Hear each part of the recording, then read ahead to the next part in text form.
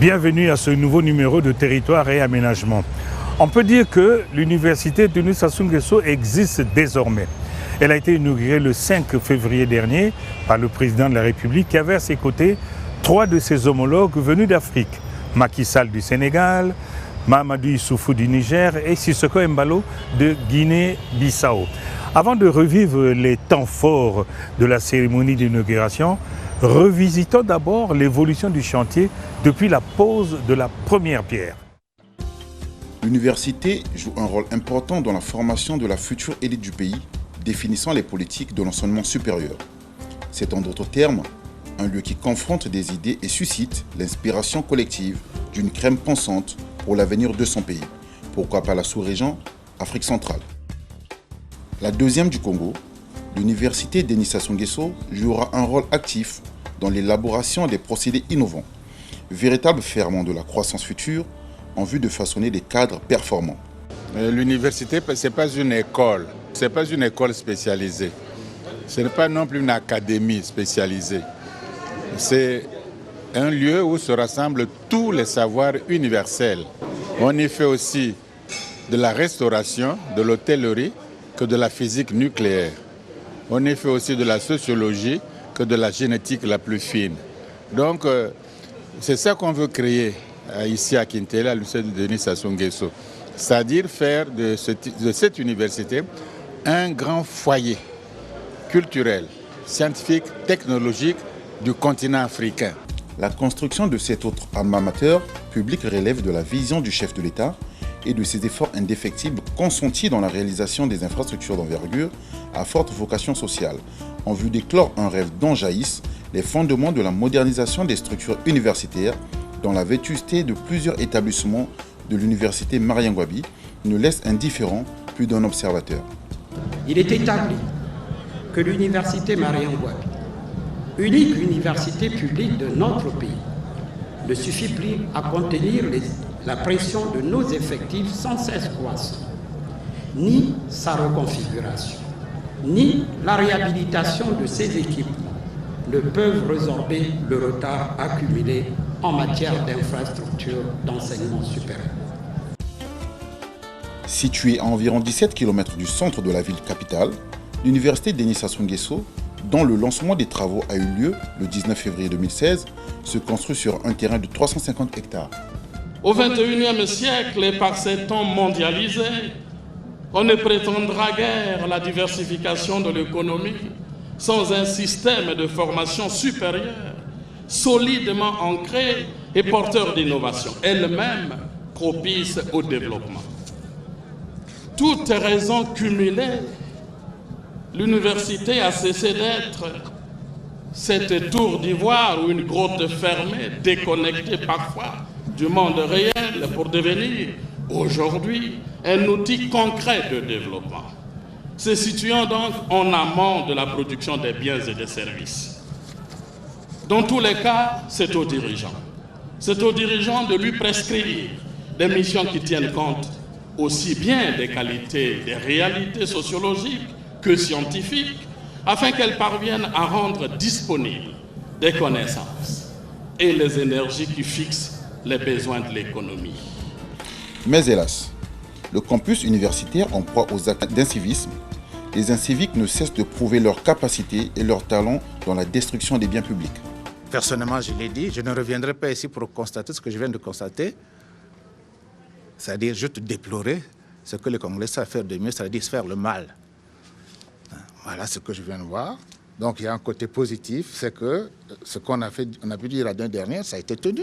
Donc on peut de constater que face à un certain vide, les gens en ont profité pour poser des actes totalement indélicats contre l'intérêt et le bien public. Affaire d'État, le chantier de l'université Denis Sassou Nguesso suscite l'implication de tous. D'abord du maître d'ouvrage délégué de l'État, Jean-Jacques Bouya, qui veille au grain et multiplie les visites de chantier pour l'aboutissement du projet. Cette grande vision du président de la République se matérialise aujourd'hui. Et vu effectivement ces projets importants, le gouvernement avait décidé de le faire en plusieurs phases, donc de manière modulaire.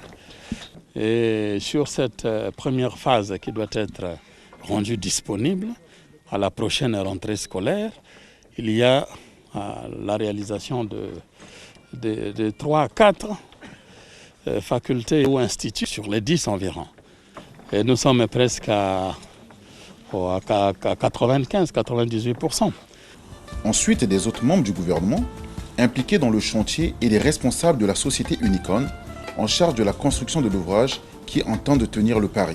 Nous sommes en mouvement, en action, nous travaillons pour que ce beau bijou puisse rapidement voir le jour. C'est le Premier ministre, c'est lui, chef du gouvernement, on verra ensemble avec lui, le ministre des Finances, comment on peut financer ça.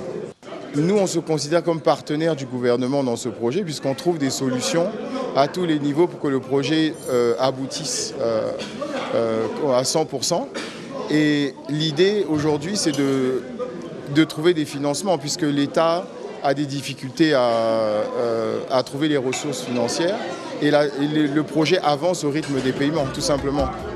Enfin, du Premier ministre, chef du gouvernement, qui met les bouchées doubles afin de conduire cet établissement universitaire à l'entrée académique, tout au moins pour ces 2 premiers instituts in situ. Je suis heureux d'exprimer la joie de constater que la consigne a été tenue, même avec peu de moyens.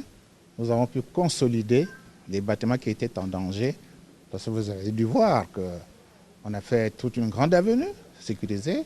On a eu des caniveaux, on a des espaces qui sont aujourd'hui plantés, et donc reverdis. D'ici là, avec la pluie, on aura des espaces tout à fait verts. Ça, c'était pour conforter les bâtiments existants.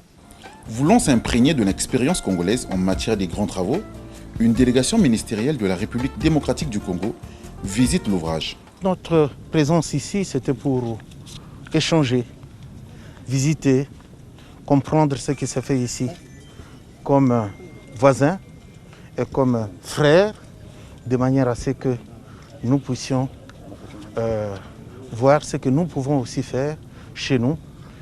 Nous tenons d'abord à féliciter le chef de l'État,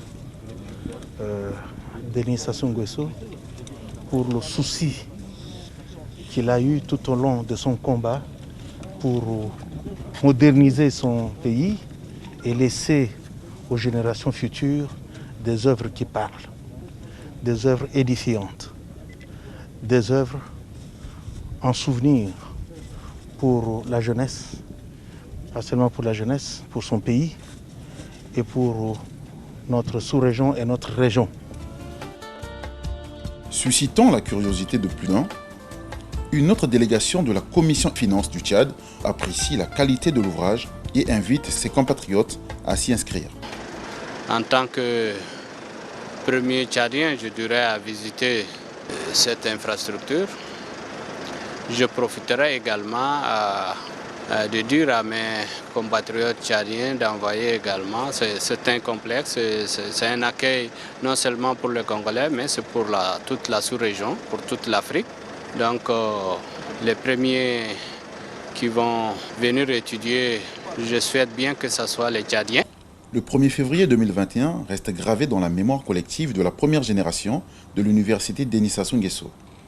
Cette date marque enfin la rentrée académique pour ces apprenants dans l'engouement et le vouloir bien faire rivalise d'ardeur. Les conditions sont bonnes, on a vraiment aimé ce que le président a fait pour nous. Je dois m'adapter pour réussir, pour être un cadre demain. Pour ce premier cours, on peut dire que c'est une réussite. Ce que nous devons faire, c'est nous appliquer dans le travail, la lecture. Ce bijou, fleuron des établissements universitaires de la République du Congo, résout à coup sûr le problème d'effectifs pléthoriques dans certaines facultés de l'université Marien Ngouabi dont les structures sont à réhabiliter.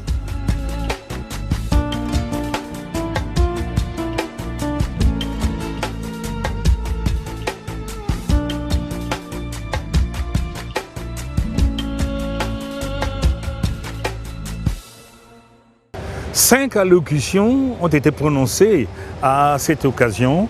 Je vous en propose des extraits, en commençant par le préfet du Poul, M. Georges Kilébé, qui s'est exprimé au nom des populations du Poul. Écoutons-le. Les populations de Kintélé et tout le Poul n'ont qu'un seul mot à vous dire. Merci. Merci en reconnaissance de tout ce que vous ne cessez d'entreprendre pour le Congo et principalement pour sa jeunesse. Merci pour toutes les œuvres grandioses accomplies au bénéfice du peuple congolais. pour nous aux poules. Merci pour votre volonté manifeste de transformer la bourgade rurale de Kintélé en une commune moderne.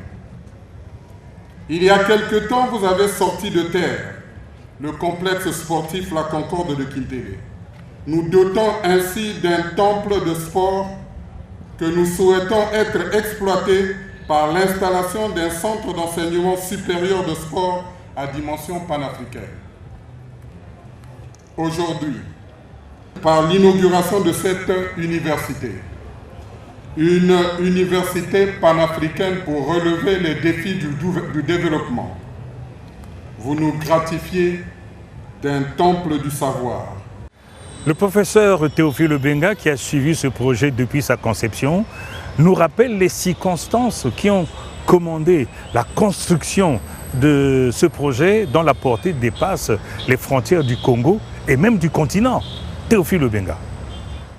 Déjà, au vu de la solide documentation élaborée par le comité de pilotage, le vice-chancelier de l'Université des sciences de Tokyo au Japon propose la signature d'un accord cadre avec l'Université Denis Sassou Nguesso et surtout la construction par le Japon d'un musée des mathématiques sur le site même de l'Université Denis Sassou Nguesso. Cette offre japonaise fera soudainement de l'Université Denis Sassou Nguesso un centre africain et international de robotique. Parmi les allocutions, il y avait aussi celle du secrétaire général du CAMES. Pour ceux qui ne le savent pas, le CAMES, c'est le Conseil africain et malgache de l'enseignement supérieur. Monsieur Bertrand Bachi, c'est son nom, a évoqué le rôle du CAMES dans la recherche du savoir-faire. Cette occasion digne de réjouissance me donne l'opportunité d'exprimer très respectueusement toute mon admiration à vos excellences pour les efforts titanesques que vous déployez chacun dans vos pays membres du CAMES, dans un contexte de récession économique, pour accorder une place de choix au secteur de l'éducation en général, afin de faire reculer l'ignorance, de contribuer à la réduction de la pauvreté en donnant à l'homme les leviers pour valoriser ses talents innés au fin de mieux maîtriser son destin. Les pères fondateurs du CAMES et Nelson Mandela, pour ne citer que ces grands personnages visionnaires, l'ont si bien compris et l'ont affirmé spécifiquement.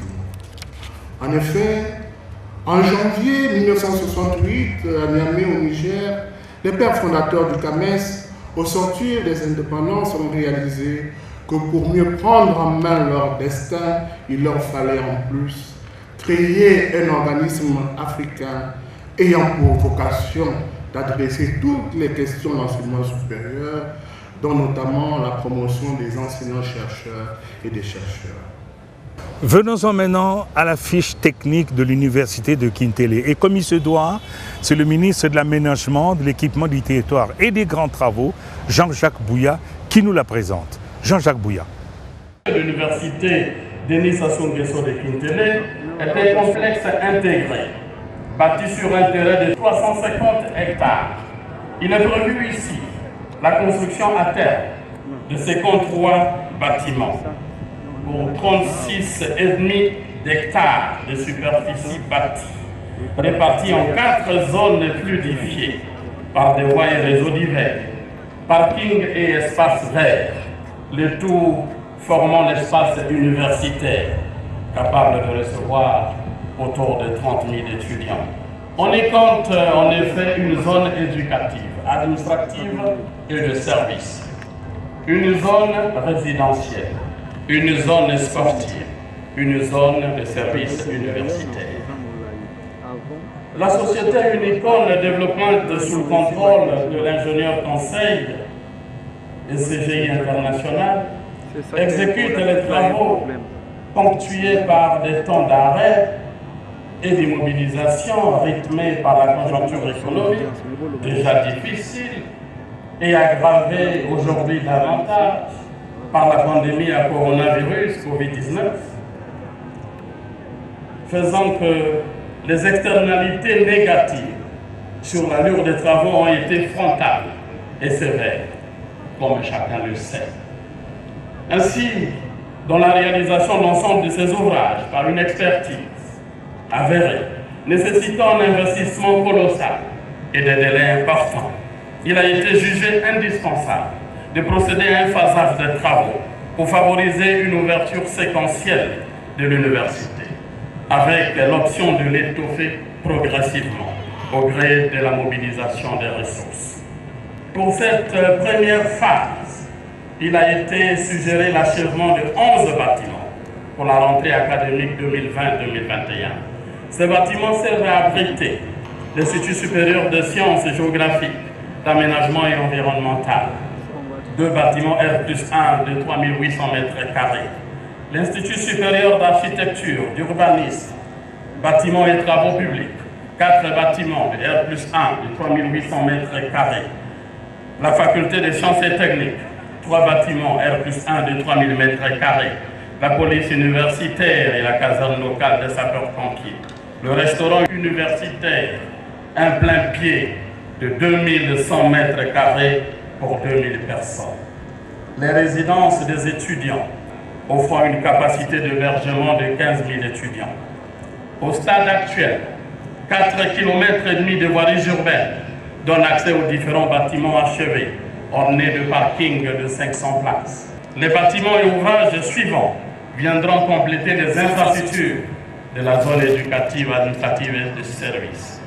L'administration de l'université, la bibliothèque centrale et le centre de l'audiovisuel, l'école supérieure des télécommunications et des NTIC, l'Institut supérieur d'éducation, l'école des mines, de l'hydraulique et de l'énergie, l'Institut supérieur des sciences et techniques de la communication, l'Institut des sciences et techniques appliquées, l'Institut supérieur des sports et de l'éducation physique, enfin l'amphithéâtre, un plein pied de 1966 places. Dans la zone résidentielle, on aura les résidences des dirigeants et des enseignants. La zone sportive comportera, quant à elle, un centre sportif universitaire et une piscine olympique couverte. Parlant des œuvres du président de la République, le ministre Jean-Jacques Bouillard a souligné que la formation et l'éducation ont toujours été au centre de son action. Garantir une éducation et une formation de qualité pour tous a toujours été pour vous, Monsieur le Président, la première marche de l'égalité républicaine. La mobilisation d'importants moyens publics vient témoigner qu'en plus de l'ambition de bâtir, l'homme politique doit d'abord avoir une indicible conviction et la foi de cette ambition. C'est le cas de le dire pour l'histoire de l'UDSN, Université Denis Sassou Nguesso, qui s'écrit sur les fonds baptismaux. Quoi que tu rêves d'entreprendre, commence-le, dit l'adage, avec quoi vous êtes en phase. C'est ce que vous avez fait. De par votre dimension panafricaine, Monsieur le Président, vous jouez avec plaisir et aisance votre partition dans la formation de l'élite, en vue de contribuer à la croissance, à la conscientisation des consciences et à la création des emplois. L'UDSN se veut être cet instrument d'intégration, à bien d'égards, en raison de la qualité évidente des jeunes Africains auxquels elle est destinée. Et dans les témoignages du sourire et des regards d'aujourd'hui, rehaussés par la présence de vos pairs, que nous saluons avec déférence, l'UDSN communique la joie d'une Afrique qui gagne. On peut finalement dire que Denis Sassou Nguesso vient de réaliser une autre percée dans l'histoire panafricaine, histoire universitaire en l'occurrence. Pour cette œuvre qui vous immortalise, Monsieur le Président, à un certain moment, devant nos inquiétudes déclenchées par la conjoncture, vous nous avez toujours assuré en nous enseignant que les conjonctures ou les circonstances, même difficiles, ne sont jamais maîtres du temps. C'est plutôt lui, je parle bien du temps, qui est le maître des conjonctures et des circonstances. En plus, vous n'avez de cesse à nous marteler que dans les contextes africains et même au-delà, un homme n'est jamais si fort que lorsqu'il est à genoux pour aider un enfant. C'est ce à quoi vous sacrifiez en construisant brique sur brique ce pays. Or, une brique sur un mur vaut mieux qu'une perle sur un collier. Alors, dans tout ça, que dit le ministre de tutelle, Bruno Jean-Richard Itoie? Eh bien, lui, il pense que l'université, c'est l'arme la plus puissante pour former les cadres et transformer le monde. On l'écoute. C'est ici l'occasion de rendre un vibrant hommage à son Excellence M. Denis Sassou Nguesso, président de la République, chef de l'État, pour l'œuvre grandiose dont l'inauguration nous réunit ce jour. Elle s'inscrit parfaitement, oui parfaitement, dans le droit fil de la mise en œuvre de cette assertion, celle de Nelson Mandela, et bien entendu dans la problématique, la priorité, devrais-je dire, l'urgence de développement de nos pays que constitue désormais la question du capital humain, des ressources humaines, de la formation et de l'éducation des hommes et des femmes de nos pays, pour faire d'eux les premiers et les plus puissants piliers de la marche de nos pays vers le développement. À l'image, Monsieur le Président de la République, de votre projet de société pour notre pays, pour votre pays, que vous avez si heureusement intitulé « La marche vers le développement ».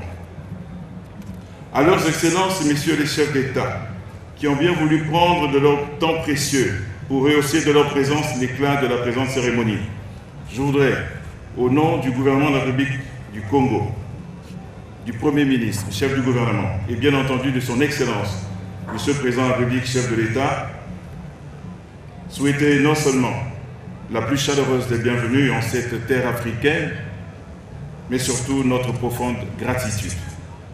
C'est un grand honneur pour l'ensemble de la communauté universitaire congolaise et pour moi-même de vous accueillir sur ce magnifique site de Kintélé qui abrite dorénavant l'université Denis Sassou Nguesso. Excellence, Monsieur le Président de la République, la date du 5 février 2021, la date du 5 février, hautement symbolique, s'enrichit ce jour d'un autre symbole, d'un grand moment pour la nation et pour l'enseignement supérieur qu'elle incarnera désormais. Oui, désormais, on pourra dire il y eut un 5 février. On pourra ajouter il y eut un autre 5 février. Le public dans tout ça, le public, vous vous en doutez, est venu très nombreux à cette cérémonie d'inauguration. Eh bien, le public a tenu à dire en mots au micro de Flore Nano Kunga. Inauguration, l'université Denis Sassou Nguesso, vraiment ça fait un plaisir pour nous. Vraiment c'est énorme. C'est le bien de nous, les Congolais. C'est pas pour lui, le président de la République, mais c'est pour nous, les Congolais. Parce que les enfants qui viendront à l'école ici, c'est pas seulement des enfants de Monsieur le Président, mais c'est nos enfants. C'est un gros bijou. Il faut qu'on prenne ça soin. Kintélé qui était un petit village dépendant du Nié de Ngoma Tchétché et aujourd'hui commune, je vous assure que nous sommes très honorés. Et aujourd'hui, Kintélé ne devient pas que la cité universitaire du Congo, mais de l'Afrique. Pour les gens qui disent que le président ne fait rien, mais les exemples sont là. C'est-à-dire, il y a l'exemple, nous à Kintélé, on a un stade international, nous avons le Grand Hôtel, nous avons aujourd'hui l'université, nous avons le viaduc. Donc ça ne sert même pas que nous suivons ce que les gens disent là. Le président est en train de travailler et les œuvres se font voir, les œuvres sont visibles. Après la coupure du ruban symbolique suivie de la visite du complexe, les 4 chefs d'État ont tenu chacun à dire un mot pour la postérité. Écoutons-les. Vous, jeunes Africains, vous serez rassemblés ici pour vous former en pensant à l'Afrique, au développement de l'Afrique. Pensez certainement aussi à votre propre avenir, mais au fond, vous devez penser à l'Afrique. Vous serez l'Afrique en miniature ici. Donc vous devez ici penser aux efforts que développent vos parents pour vous préparer votre avenir. Et je pense que aussi vous devez vous dire que vos parents et le gouvernement pensent à vous, pensent à votre avenir. Et si ce n'était pas le cas, comment aurait-il pu penser et réaliser un établissement comme celui-ci pour que vous vous formiez, pour devenir des cadres, et pour qu'à votre tour, vous participiez à la construction du Congo et à la construction de l'Afrique. Il faut que vous soyez digne de ce projet et que vous preniez soin, s'il vous plaît, que vous preniez soin de votre campus, de votre lit, de votre armoire. Moi, j'ai déjà visité les chambres du campus. Le professeur Obenga est enseigné aux États-Unis, connaît les universités américaines. C'est pas partout, même aux États-Unis d'Amérique, on peut trouver les campus avec 2 étudiants par chambre. C'est rare. Alors prenez soin de ces infrastructures-là, de vos chambres, des salles de cours, des toilettes, enfin de tout ce que vos parents et votre gouvernement ont réalisé pour vous, pour votre avenir. Mais vous êtes les premières promotions. Alors donc il faut donner le ton. Il faut donner le ton d'excellence. La meilleure voie pour l'intégration de notre continent, c'est l'intégration par le savoir. Aujourd'hui, l'Afrique est à une étape décisive de son intégration sur tous les plans. Nous venons de lancer la zone de libre-échange continental le 1er janvier dernier. Nous avons notre projet d'intégration, intégration par les infrastructures. Nous avons des plans communs d'industrialisation de l'Afrique. Nous avons des plans communs, des programmes communs de développement agricole de l'Afrique. Mais pour que tous ces projets soient possibles, il faut des capitaux. Mais quand on parle de capitaux, on ne parle pas que de capital financier. Quand on parle de capitaux, il faut surtout parler du capital le plus précieux. Et le capital le plus précieux, c'est l'homme. Il faut le former, il faut l'instruire. Et je crois que cette université est un excellent outil que le président offre non seulement au Congo, mais à l'Afrique, pour développer le capital humain dont l'Afrique a besoin pour son intégration, pour son développement économique et social.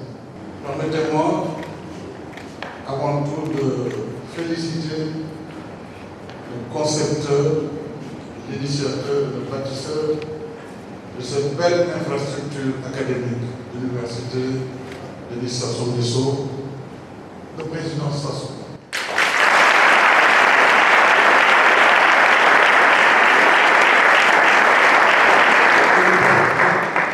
Le président, vous avez compris que sera l'Afrique sans la formation de ses enfants, de ses filles et de ses fils demain. Une population qui se conjuguera en milliards d'habitants sans formation. Et c'est ça qu'il faut craindre.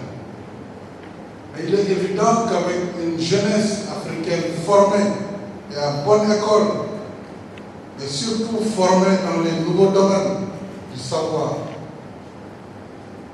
l'Afrique tirera son dividende. Et le Congo, à ce propos, vient de donner l'exemple par ce campus exceptionnel, mais également par le choix qui a été fait, qui est d'organiser une sélection pour l'entrée à l'université Denis Sassou Nguesso. Soyez parmi les meilleurs d'Afrique, soyez parmi les meilleurs du monde. Et pour cela, il va falloir travailler, beaucoup travailler. Et c'est le sens de la présence d'un étudiant dans un campus. Un étudiant dans un campus n'est pas là pour porter seulement des revendications, mais il est là pour acquérir du savoir, du savoir-faire, du savoir-être. Et je suis convaincu qu'avec la mixité africaine qui va marquer ce campus, le CAMEX aura le privilège, certainement à l'avenir, de primer les enseignants-chercheurs issus de cette université, mais également les futurs docteurs et futurs professeurs issus de l'université.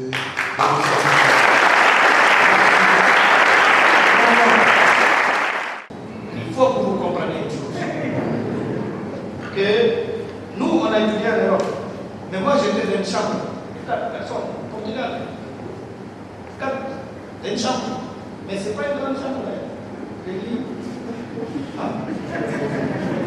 Vous voyez?